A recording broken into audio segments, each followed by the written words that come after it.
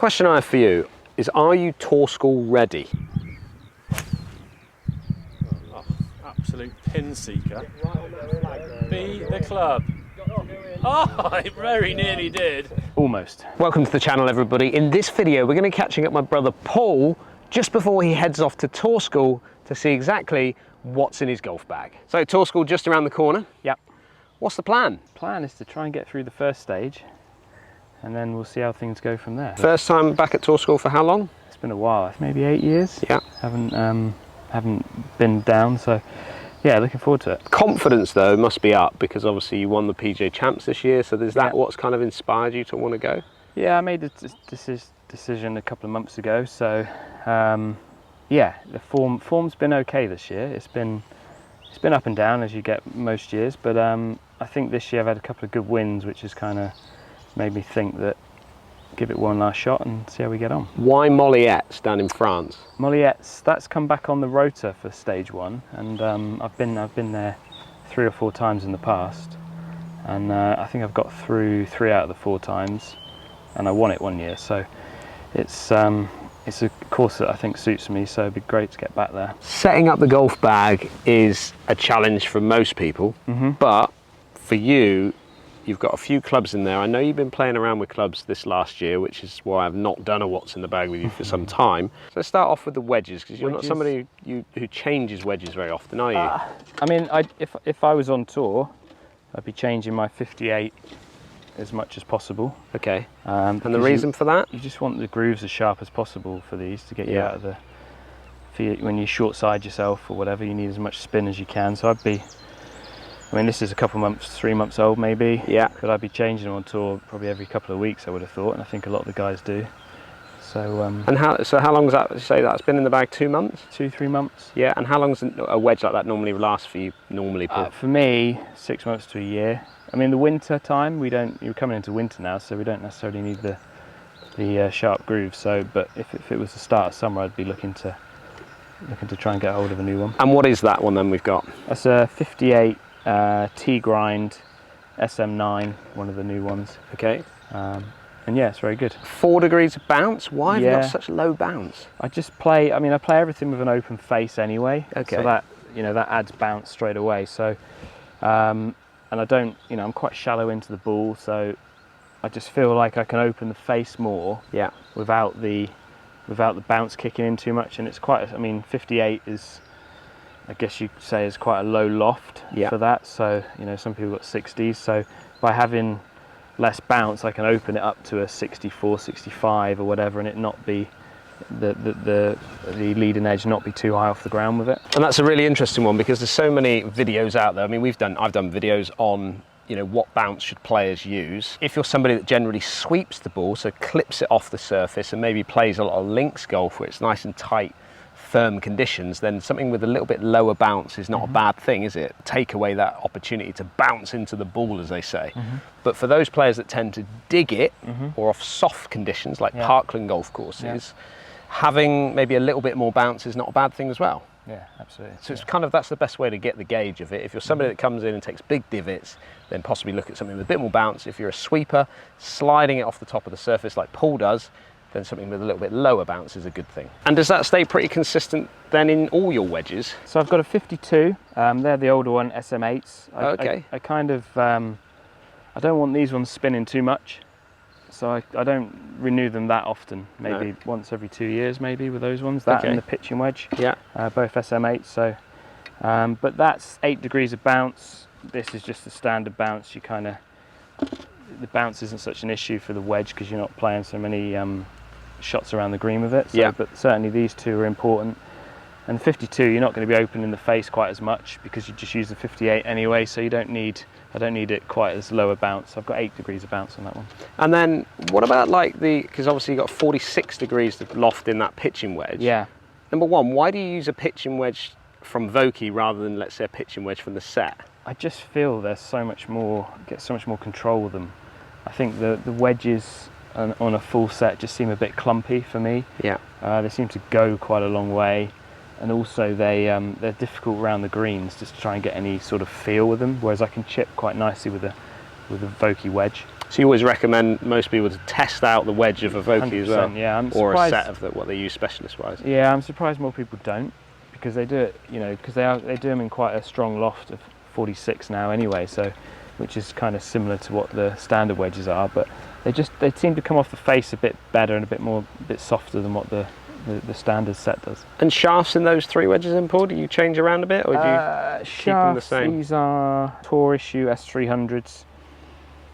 I don't really notice much difference in the wedges, to be honest. I've never really tinkered too much. I've just stuck with the S300s, and that's kind of right the way through all the wedges that you use. Yeah. Yeah. Then we move up into the actual irons themselves, and I know that you've had a fitting recently. Yes. But we're still waiting on those to arrive, which Yep. they're not going to be here for tour school, unfortunately. No. So you've got to work with what you've kind of got. But these have done well for you this year. Yeah. And to be honest, the new ones, when they turn up, are going to have to outperform these to get in the bag anyway. So, and these are actually yours, aren't they? I think. Well, the heads certainly, yeah. Which I stole off you. I think you said I could borrow them, and I think next thing you knew, I arrived with all the shafts back. Yeah, I gave you the shafts back and kept the heads. But yeah, these are really nice. These are T100Ss. Yep. And I've got that all the way through to 6 iron. And what I love about this is they're strong. And I've always so 2 degrees stronger than the stronger. Standard T100. Yeah. And I've always played stronger irons, or certainly recently. But what I couldn't get over was when you strengthen a club, it creates more offset. Yeah. And I used to hate that, but then Titleist have brought out these irons which are already preset, and they're not as offset, so they're already pre-strengthened in the mold, so they don't come out with so much offset, which is massive for me, because I kind of overdraw the ball too much, if anything. So having any sort of offset is just, it looks like it's going to create more draw for me. So I really love these, the way that these are set up. And that's a good one as well, because that is ultimately why these were produced by Titleist, for 2 reasons. Obviously, there's a lot of good players that use them that don't want to see that offset look. Like Paul said, as soon as you de-loft it, you're pushing the leading edge back behind the sort of hosel of the shaft here. But the other thing which is really important, which probably gets, I suppose, overlooked a lot, is the sole. Now, as soon as you start messing about with lofts, as in taking loft off or adding loft to it, you're going to change what happens here of how this performs into the turf. So you're going to add or take bounce off the club. If you de-loft something, you're going to push that bounce up a little bit, so it's going to take bounce off of it. And that's really, from Titleist's point of view, was the main 2 reasons. Let's keep the sole working properly. Let's not de-loft this by 2 degrees from the old T100, and get that sole working correctly. Do you notice much when it comes to sole and how that works in through the turf? Not really. Again, it's because I've not experimented enough with different bounce angles on the clubs, but no, I honestly haven't noticed much, but I know that it can be a problem if you take too much bounce off it or add too much bounce onto it. And then shaft wise? These are a shaft I took out of a set of TaylorMades and put them in myself.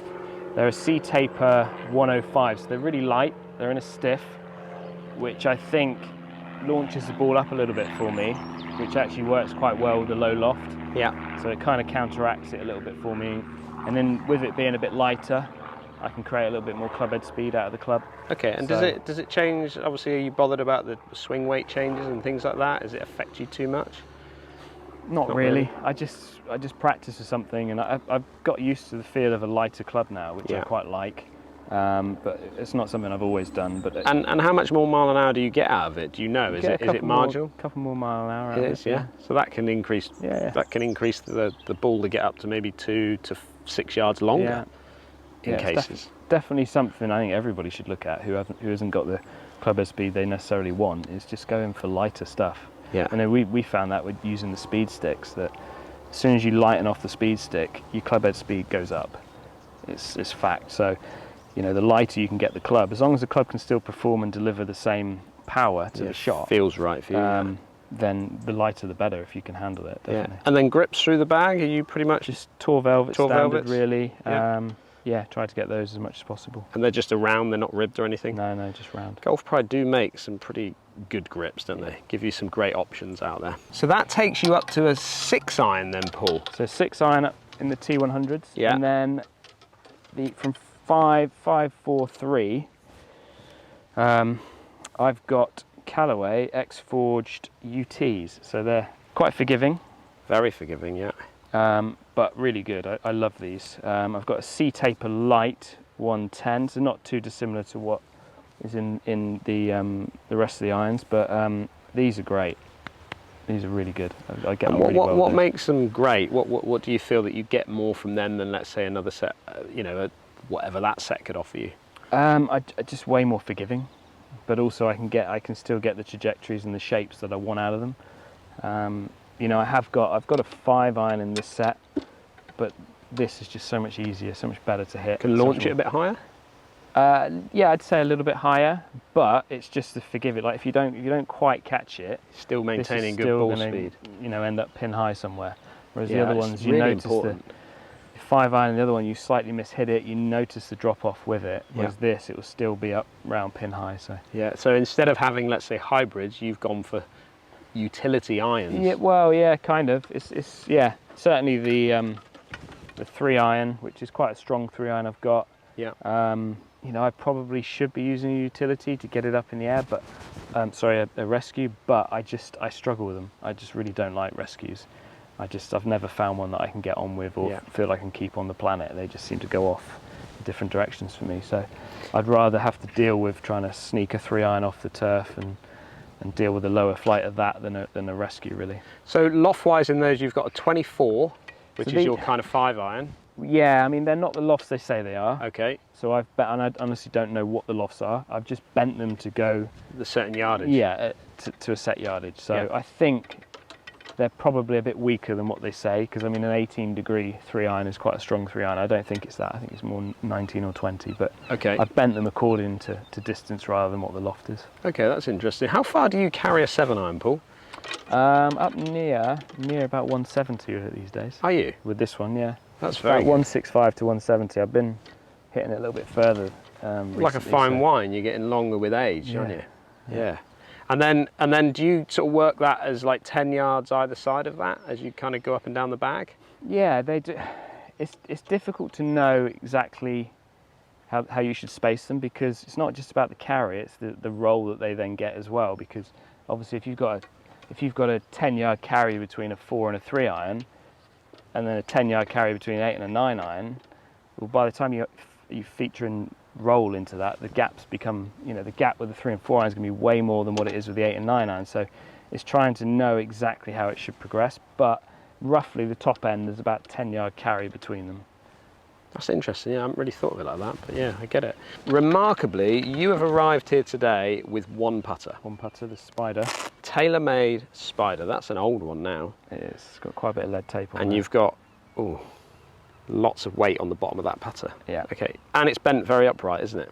Yeah, it has been bent upright because it's quite short. Okay. And I've got a round grip on it, which is...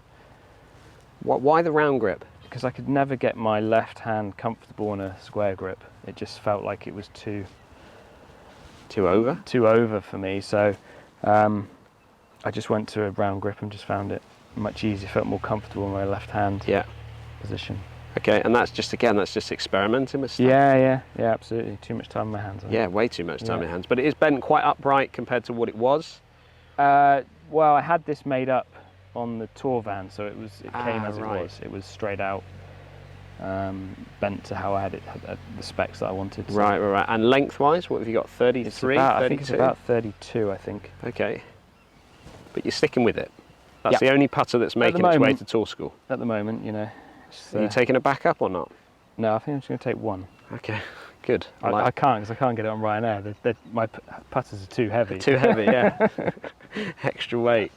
Okay, then we move into the woods then, Paul, and there's a mixture of TaylorMade and Titleist in this golf bag now. Yeah, so what I call my forward is a 3HL. Yeah. It's got a 5-wood length shaft in it, and it's bent to, I think, 17. They did that again on the tour van, didn't they? Yeah, because they can bend the heads on there. And this is the M2, 2017 M2. Yeah. It's got Diamana TX 70 shaft. So 70 grams in weight, and an X is... TX, it's tall X. stiff. So that means they tip it a little bit more? I a little bit firmer? I don't know how they come up with the TX bit, but it's certainly a bit firmer than an X. And I just, you know, I don't necessarily have the swing speed for this, but I just like the performance of it that it gives, and it just it flights it down a little bit. I don't want the 5 wood get forward getting up too high, so it just brings it down a little bit. And but yeah, I've had this in the bag for ages, and this will stay in there. I always love a good wear mark on the face, and those black faces, you can really see how it wears out. Yeah, I like that. So, but that's staying in, because I see a couple of Titleist head covers in there. But what's kind of staying and what's coming out, or you're planning on? I've had a new driver and 3 wood have turned up, which I was tested for a couple of months ago. So I'm going to try and get those into the bag if I can before tour school. But I'll be taking my backup driver as well. And the reason I preferred it is similar sort of results with the shafts and distance and everything, but the Titleist was a lot more forgiving, and I just feel that sometimes my off-centered shots with the sim just kind of gets me a little bit of trouble. So just would like to get it in the bag if I can. There's not going to be much performance difference, sort of, you know, shot shape wise. So if I can get it in the next few days, great. If not, then I'll just use the sim. Okay, and if you flick the head covers off your fairway woods then, Paul, let's have a little look at your fairways that you've got there. So you've got TSR, is that the 3? That's this is the 2. new. Oh, the 2 plus. That's the 2 big boy. plus, 13 degree. Yeah. So I just basically went for the biggest head they could go. Okay.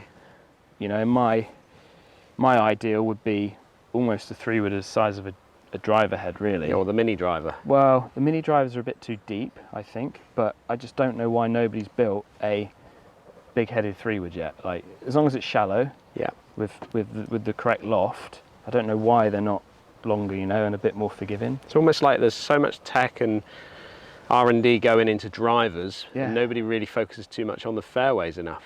No, and I feel like I hit my driver straighter than a 3 wood. I'd rather take that on a tighter hole, because I think the off-centered shots are just, there's more forgiveness there. I think when you get a smaller head, you start knocking it off the toe and the heel. I just feel I get too much movement, too much shape going. I mean, I don't know whether that's the gearing effect or what, but I just feel like, you know, if I hit out the middle, it's fine, but if I don't quite strike it, I just feel like I get too much shape going on with the smaller headed wood. So if anyone's out there wants to build me well, it's good feedback to all the companies, really. I'm just surprised nobody's built something a little bit wider. Most people want more help or need more help than you do. Yeah. Okay, and that's obviously a lot bigger head now, isn't it, in comparison to what you've got in that old sim that you've got there? It's not too dissimilar. Size-wise? It's not too dissimilar. It's kind of, this is the other 3 wood, I've got my old one. Yeah. It's a little bit bigger, but it's not grounds-breakingly bigger. Okay. But yeah, I've been trying this and it's been going really nicely. So. And what shaft have you actually got in that new Titleist then, Paul? The new Titleist, it's a Tennessee, I don't know, how do you pronounce it? Tennessee 1K black, X-Flex, 75 gram. So it's quite heavy. It's working quite nicely, yeah. Yeah. And how does that compare to what you had in the TaylorMade? TaylorMade, I've got a Diamana 70 gram Cali X-Flex. Okay, so it is slightly different. It's slightly different in a way. I mean, yeah. Not feeling a great deal? It's not. It's not massively, not massive. No. No, okay. Driver toy then. So TSR 3. I've actually just put in an old shaft of mine. Took the fittings off a TaylorMade one and put my old Diamana TX 60 shaft. Why? Why have you not put in the shaft that it came with? It's not. There was a bit of a mix-up with the shaft. So the one that I got fitted for, they don't no longer make anymore or stock it. So they end up sending me through a Tennessee. Same as your fairway. Yeah, and I'm just losing a few. I took it down the range yesterday. I'm just losing a few shots right with it. Okay. Which I don't like with driver. I need my misses to be left because I generally aim down the right. Yeah. And if it goes further right than where I'm aiming, I'm generally in trouble. So anything that misses left is fine. Anything that misses right is not good. So there was just a cut. They weren't going way right, but they were just going a bit right of where I was aiming. So we're just going to leave that one for the minute. I've put this one in. This seems to be going a little bit better. Same sort of numbers as well. So we'll see how we get on with that one. Okay, and then you've got a different grip on there though, Paul. What's going on there? So that's a lighter 25 gram grip. Golf Pride. I think your standard one's about 50 grams. So it's I think it's half the weight. So it helps. It just any little bit of saving you can save on the weight of the club. Going back to the speed stick stuff I was saying, It does change the swing weight a little bit, but that's fine. I can get used to that. That's fine. It's pretty much exactly the same weight as my old sim. Same swing weight, everything's set up the same head weight. Everything's pretty similar, so it shouldn't be too difficult to use this one going forward. 8-degree head. What setting you got in that? So 8-degree head, and I'm gonna put it up to. I mean, ideally I should be 9 degrees, but I'm going to set this at just under 9 degrees, but slightly towed in. Okay. So I tend to lose, again, it's not wanting to lose the driver right. So as long as I've got it going left, yeah. The standard driver, I tend to kind of miss them a bit right. So I'm just towing it in slightly, and that's just helping me create a little draw. And that rail on the back, have you got that set anywhere other than the standard? At the moment, I've been having a little play with that. It seems to be out the middle, seems to be okay for the minute. I've got enough. For you, I think where you strike it, you're always a bit of a middle striker, so it's probably not a bad spot. Yeah. And then if you compare it to the sim you had in there then, which you're hoping that this is going to be out of the bag pretty quickly, you've got the same shaft as what you've put in that Titleist, but the heads are, obviously, what loft is that one? That's the max. That's a 9. Yeah. But it's slightly lofted down, so it's just under the 9 degrees, which is going to be similar. Yeah. Similar setup. Same head weight, same shaft, same everything. Just, you know, this one I think is just a little bit more forgiving. And have you weighed it? Now it's arrived? Yeah. You've done all that? Because you put them on the scales, don't you? Yeah, 194 grams the head. Is that right? And then what's the weight in that? The same? 194, yeah. Wow, that's amazing that they've come out the same. And we've managed to get hold of... Yeah, thanks for that. The Diamana, which is kind of, this is the shaft that you were fitted for. Yes. But they didn't have it available anymore because it's kind of this shaft is becoming discontinued. Yeah. And you can see here, not even set up with anything on it other than that you've got a 70-gram Fairway one and I believe a 60-gram driver one. Yeah. So we've managed to access that through a very good friend of ours who has gone to Diamana and managed to get hold of it. This is actually the shaft that you want, isn't it? Yeah, it is. So I'm going to have a little play with these tonight and try and get them ready with a grip on and put the fitting on the front of them. Yeah. And then I'll give these a go tomorrow and see how we get on. But the way I saw you hitting them, these were really good on the test. So if we can get these in play, that'd be really good. Well, I thought that was very educating for me. Very educating, getting an understanding of what kind of happens within your golf bag, what happens in your brain when you're setting yourself up to go to tour school, because what you don't want to do is panic practice going into tour school, do you? You don't want to be going through lots of different golf clubs, but ultimately you're just at a position where there has been a small change in the bag, and it's how you manage that before you get your flight out there. Yeah, absolutely, and I'll play a couple of practice rounds and try it all out, and I'm in a comfortable position because I know I've got a driver that does work, my old sim, and I know how my 3 would perform, so they'll be coming with me. So you know, if they're not as a backup, as a setup, the new clubs aren't performing as well in the practice rounds, then I won't be using them. But I'm pretty confident they should be. They should be good. So. Well, we wish you all the best. Hopefully, you can get your way through at least first stage, and then progress on. There's first stage, second stage, and then final stage, isn't there? So there's a lot of golf to be played between now and getting your tour card. It's 14 rounds of golf if you want to get through it all. So a lot of golf. It is, yeah. Well, there you go. A very in-depth what's in the bag. Paul getting himself ready for what I would call the ultimate tour school. Pressure on when it comes to tour school, but having the right equipment, having the right setup in your golf bag is extremely important for confidence.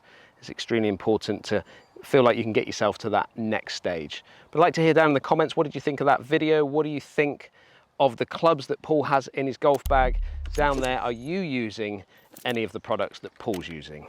Thanks for watching. Don't forget, if you're new to the channel, give that subscribe button a whack, and I'll see you again very soon.